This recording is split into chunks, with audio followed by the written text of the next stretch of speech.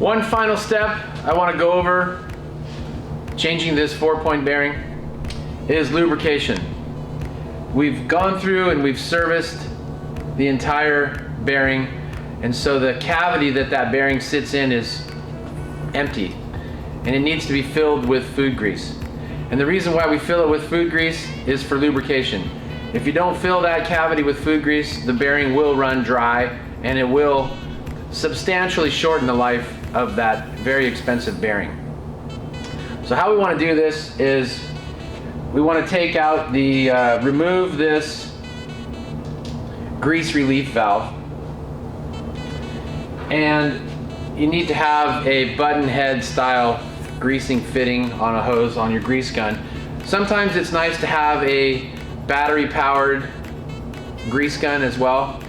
It saves a lot of manual pumping, but either way, whatever you have is fine.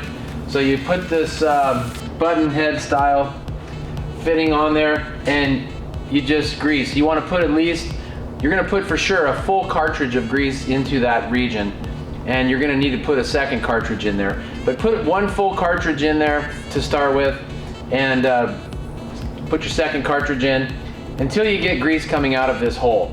Once you get grease coming out of this hole, you're going to replace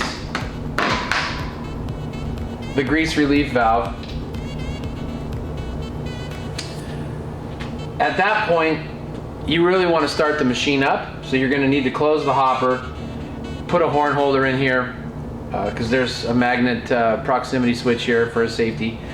So you're going to want to get all that stuff closed up. You're going to want to turn the machine on, put it in straight stuff mode, and hit the knee lever so the double screw drive is turning and the catch ring here is turning as well. So everything's turning. Then you want to put your grease fitting back on, and you want to continue to grease the 4-point bearing until you get grease coming out of this relief valve. It's very important to do that, so we get that complete, or the entire region of that 4-point bearing filled with grease. And then for your production, you really want to grease this every day, 3 or 4 pumps of grease until you get good grease coming out of this relief valve. So some people say you can grease it once a week or once every 2 weeks. We feel that it's better to grease it more frequently to keep fresh grease in that 4-point bearing area for the reasons that I explained earlier. You keep good grease in there, it's going to prolong the life of that very expensive part. So we're very proactive in that way. We want to see you get the life out of the parts that we manufacture.